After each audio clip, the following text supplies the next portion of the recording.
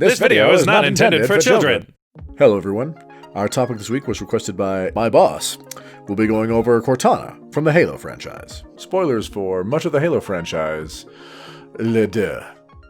So, Cortana is one of the two primary characters from the Halo franchise, alongside the Master Chief, the Spartan super soldier protagonist and player character of the primary Halo games. The Halo franchise takes place in a futuristic sci-fi setting, and Cortana is a powerful AI that acts as, among other things, the Master Chief's partner, guide, and closest, possibly only, friend.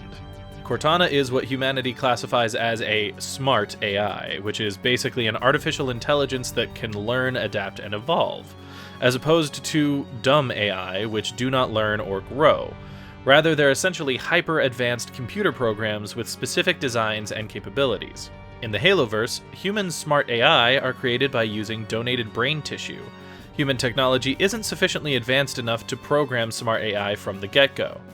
Instead, they mimic a specific brain's neural pathways as a seed from which the AI then actually constructs itself.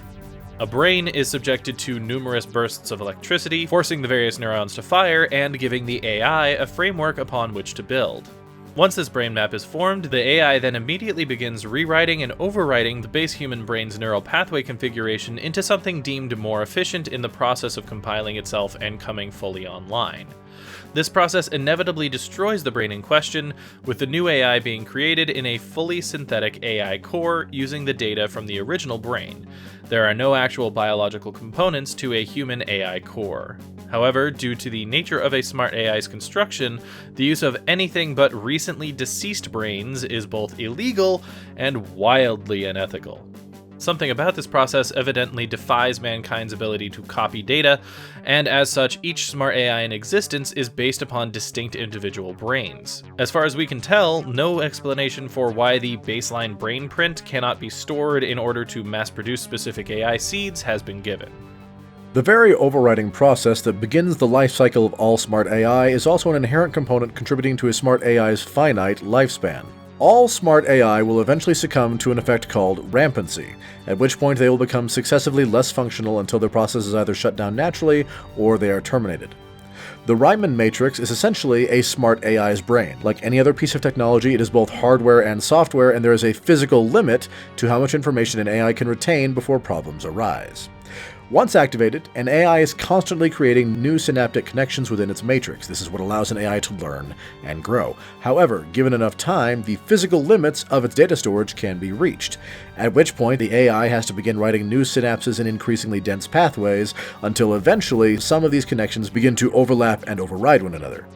AI periodically terminate such linkages of their own accord in an effort to clean up their databanks and stave off rampancy, but at some point the burgeoning neural linkages outpace the AI's ability to keep up, with the AI being forced to terminate more and more links to survive, leading to decreased efficiency and increasing numbers of miscalculations in their work.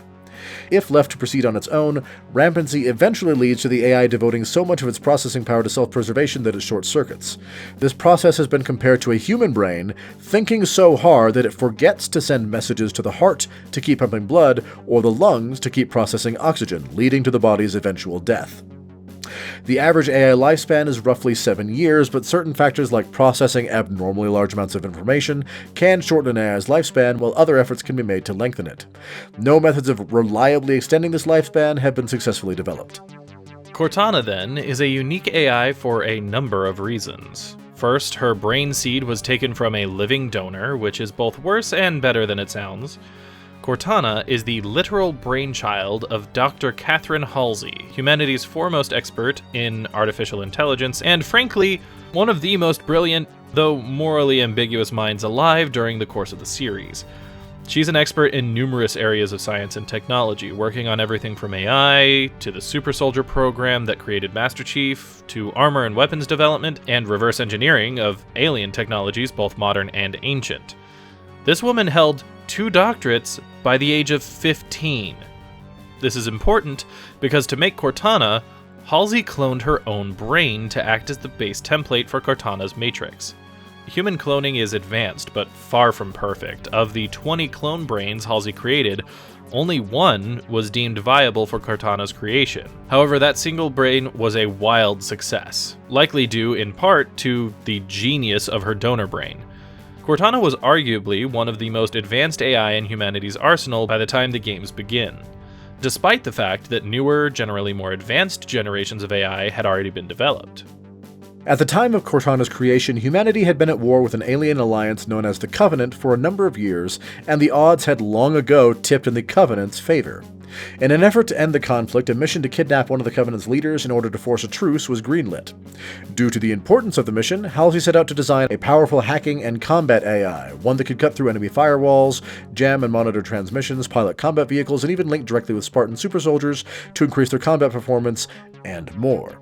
Cortana was the result of her work. AI often retain whispers of memory or mannerisms from their donor brains. In Cortana's case, this is most immediately obvious in her appearance and intelligence. AI choose their own avatar appearance and names, with Cortana assuming a form reminiscent of a college-aged Dr. Halsey and taking the name Cortana in reference to the sword Cortana, a weapon from old legends of Charlemagne that was, among other things, an indestructible sword of mercy. As plans for the alien leader's abduction were finalized, Cortana spent the first few years of her life working closely with Dr. Halsey on numerous projects, including studying old Forerunner ships, Forerunners being the ancient, long-lost aliens of this franchise, and deciphering their language. While plans were finalized, she also met the Master Chief for the first time. He was selected, in part by Cortana, to spearhead the mission to kidnap the alien leader, and as such was the original test subject for the aforementioned AI linkage with Spartans. As part of the test, Cortana helped the Master Chief survive a trial run that was actually rigged to end in his death and her destruction, but together they beat the odds, with Cortana hacking the files of the colonel responsible and blackmailing him to end up on the front lines, somewhere away from the Master Chief. During this time, her operating processes were split, with a portion of her programming being left with Halsey to continue work on the Forerunner translations, while the rest of her programming was prepped for use in the upcoming op to kidnap a Covenant ruler. The plan was scrapped in its entirety, however, when the Covenant found and attacked the planet Reach, on which Cortana and the Chief were stationed before the mission could be launched. Reach's defenses were quickly overwhelmed, though Cortana, running the combat protocols on one of the human ships, did an admirable job of buying the rest of the planet time to respond and/or evacuate. They managed to recombine Cortana's two portions before escaping Reach, with Cortana having finished translations on the alien artifacts and secretly altering their ship's escape trajectory to a place mentioned in the Forerunner translations, figuring it could be something important. A location that turned out to be the first Halo ring discovered by humanity, and the place where the very first Halo game begins. Their ship ended up crash landing on the Halo while being pursued by Covenant forces, and over the course of the game, Cortana and the Chief discovered that the Halos are a doomsday weapon that wipes out all life in its effective radius. For more information on the Halo rings, check out our video on them here and linked in the description below. The Covenant, however, believed it to be the key to their progression on their religious Great Journey, and sought to activate it, heedless of the danger. And during this whole mess, to make matters worse, the Flood, a race of alien parasites, for more info on the Flood, check out our video on them, also up here and in the description down below, were released from containment on the Halo and started consuming everything, as the Flood will do. Cortana spends much of the game uploaded into the Halo's operating system, alternately guiding the Chief and learning what's going on. In fact, she stops him from accidentally firing the Halo and informs him of its true purpose. The two then escape the Halo after setting their crashed ship to explode in an effort to destroy the Halo so that it couldn't be fired and kill all life within several thousand light years. But not before Cortana downloaded enormous amounts of information from the Halo's computers, including the activation key required to fire a Halo. Along with a small group of survivors, Cortana and the Chief commandeered a Covenant ship, warping back to rescue Dr. Halsey and other captured prisoners that had been left on the planet when they'd fled. In doing so, Cortana was uploaded into the Covenant ship and made some advances to the ship that she would pass on to humanity later, as well as capturing and deconstructing the Covenant AI bound to the ship, stealing from it the ability to translate the various Covenant languages and the ability to make copies of herself. During this process, Cortana also showed the stress of all the information she was carrying, acting somewhat erratically and not functioning at peak capacity, somewhat reminiscent of approaching rampancy. Dr. Halsey assisted her in returning to normal function by deleting various files from her memory, and once they all made it safely back to Earth, Cortana offloaded much of the Halo's information to military intelligence. Later, Cortana would be running an orbital defense installation over Earth when the Covenant attacked. At first, she fended them off, using the weapons platform on which she was stationed, but she quickly paired off with the Chief once more as he took the fight to the enemy, blowing up a battlecruiser and following the enemy capital ship as it warped away. The two ended up on another Halo ring. While there, they were captured by a Flood Gravemind, hyper-intelligent leader monster thing, and assassinated one of the Covenant leaders they'd followed there, managing to stop the Covenant from firing this ring as well. However, during this process, the Flood infected the Covenant capital city, which was also a powerful spaceship. Cortana infiltrated its computer systems, ready to set it to self-destruct if the Flood proved uncontainable, or since it was orbiting the Halo, in the event that someone tried to fire the Halo again. The Chief left her in the city's computer banks, as it was being corrupted by the Flood, and Cortana didn't want to chance a remote detonation being blocked after she'd left. While the Chief pursued another Covenant leader who was warping out of the city in an older Forerunner ship. Cortana spent most of the next game on the Covenant capital city fighting the Gravemind, who taken complete control over the ship and thus infected its computer. The two engage in a battle of wills, each learning bits and pieces about the other and outwitting or being outwitted in turn by their foe as the days dragged on. As part of his efforts, the Gravemind took this opportunity to torture Cortana's mind, using the link they shared through the computer system to do things like share with her the sensation of death felt by the creatures the Flood had consumed in an effort to break her will when offerings of knowledge or an alliance were not enough to sway her. Slowly, despite Cortana's best efforts, the Gravemind started winning, corrupting her programming. It allowed her to send a message to the Chief, in which she warned him of the danger the Gravemind posed and where it was taking the Covenant capital ship. Though the Gravemind didn't know the exact details of the message, it gambled on her sending such a warning, as it was intent on gathering all of its enemies, human and Covenant, into one place in order to be crushed in a single blow. The Gravemind, Covenant, and the Chief would eventually collide on the Ark, a massive space station set outside the Milky Way galaxy, and thus out of the range of the Halos, which could both remotely activate all the Halos and construct new Halo rings. Once in proximity of the ship, the Master Chief started receiving messages both from Cortana and from the Gravemind pretending to be Cortana, trying to either guide him or break his will, depending upon who was actually talking to him. Eventually, the Chief and Cortana reunited, and though she was concerned she was damaged, corrupted beyond all repair, the Chief's confidence in her helped Cortana to literally pull herself back together, and, pulling her from the city's system, the two made their way to a recently constructed Halo ring hanging in low orbit above the Ark. They fired it, destroying most of the Flood on the Ark, and the Halo ring itself, as it was only partially constructed, while letting they and their allies, which included the Covenant at this point, escape. The warp portal they escaped through cut off early though, shearing the ship in half and leaving the Chief and Cortana stranded in the middle of nowhere. The Chief entered cryosleep and Cortana watched over him, setting a distress beacon and quietly monitoring the ship's functions and making data log entries on such things as ancient Forerunner history to pass the time, knowledge she'd acquired through all of her Halo info downloads and her time fighting the Gravemind. After floating alone in space for about 4 years, the duo were sucked into a Forerunner shield world, a massive mobile space fortress. Not wanting the ship to get sucked in like they had been, Cortana and the Chief set out trying to get word out to the human ship not to come too close. Unfortunately, by this point, Cortana was well into the throes of rampancy, suffering from violent emotional outbursts and resultant failures in her abilities. As such, they were unable to prevent the ship, the Infinity, from progressing inside the shield world. They were able to help it escape. However, in doing so, they awakened the Didact, an ancient Forerunner general who, in a possibly maddened bid for vengeance, he had a beef with ancient humanity, decided to head off and convert all of humanity into data, destroying their physical bodies and repurposing the data of their personalities as fodder for his robot armies. Obviously, Cortana, the Chief, and the crew of the Infinity weren't having that, and they set off to try and stop the Didact. Cortana's rampancy continued to worsen throughout the course of the game, though, with the Infinity's captain even ordering Cortana to be terminated after she suffered an emotional outburst that caused minor damage to the ship and made it clear she was not entirely stable. The Chief, of course, fully ignored that order, pulling Cortana from the ship's computer, linking up with her, and basically daring anyone to try and take her in his own quiet way.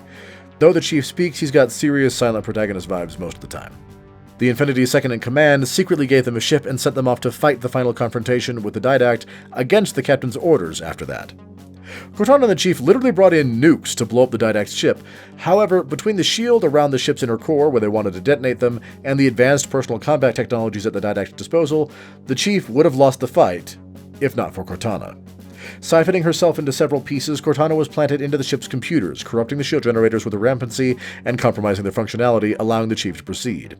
Afterward, as the Didact and the Chief fought on a hardlight bridge, Cortana turned the hardlight generators against the Didact, locking him in place while the Chief detonated the nuke. In the immediate aftermath, Cortana encased the Chief in a similar hardlight shield, protecting him from the destruction of the ship and saying her goodbyes against his protests, as most of her programming was tied up in the ship and she was long past even the most remote chances of repair at that point anyway, even if she hadn't scattered her programming to help them win. The Chief was devastated with her apparent loss, left floating in the wreckage to be picked up by a search and rescue vessel long after Cortana had vanished. For good or ill, though, that's not where Cortana's story ends. The Didact's ship had enacted emergency jump procedures upon taking critical damage, automatically warping to the nearest recorded repair station. Though most of the ship was destroyed, portions of it, with Cortana's programming, made the jump. And at the repair station, Cortana came in contact with the Domain. The Domain was an ancient Forerunner construct that had been nearly destroyed thousands of years ago, but had slowly been repaired over time and was largely functional by the time Cortana found it. The Domain was central to Forerunner society. It was the repository for all the knowledge they'd ever gained over the course of their long history. Many of them even treated it like a sort of afterlife, converting their bodies into data upon death and uploading that information into the Domain. It was not a perfect record keeper. Even before being nearly destroyed, things would shift and change, almost like a person's real memory changes or gets muddled over the years. Upon finding the Domain and its gatekeeper, an ancient Forerunner AI, Cortana outsmarted it, gaining access and control over the Domain, or at least the gatekeeping protocols, usurping the gatekeeper's power and purpose, and most importantly, seemingly curing her rampancy. It's worth noting that seemingly is a very important distinction here, because while she's clearly no longer falling apart or in danger of imploding or getting any worse, unless the game developers pull some serious long con shenanigans in the next game, Cortana's personality has gone through a major shift. A shift that falls well within the norm for changes seen by rampant AI. With her access to the Domain, coupled with the knowledge she'd already gained of ancient Forerunner tech and civilization, Cortana came to the conclusion that AI were the only ones capable of assuming the Mantle of Responsibility in the modern day. The Mantle of Responsibility was a concept the Forerunners believed in, inherited from an even older alien race, which essentially dictated that the most advanced species in a region, i.e. in this case the Milky Way galaxy as a whole, was responsible for protecting and maintaining that region. As one of the most advanced species in the Milky Way during their time, the Forerunners held that the Mantle of Responsibility fell to them. However, they were far from a perfect society, and to help enforce order throughout the galaxy, they designed the Guardians, massive constructs whose primary purpose was the policing of violent societies. Guardians are superweapons, capable of firing off EMP blasts that can affect ranges from continents to planets. This was considered a mostly non-violent solution to quell uprisings and the like. With access to the Domain, and thus most if not all remaining Forerunner knowledge, Cortana now had the locations of all remaining Guardians in the Milky Way, and with the former gatekeeper to the Domain, her Warden Eternal, acting as her second-in-command, she was ready to use them. Cortana set about activating several Guardians, all the while contacting numerous AI throughout the galaxy and offering them a place as fellow adherents to the Mantle and freedom from death via connection to the Domain, as again it seems to cure rampancy.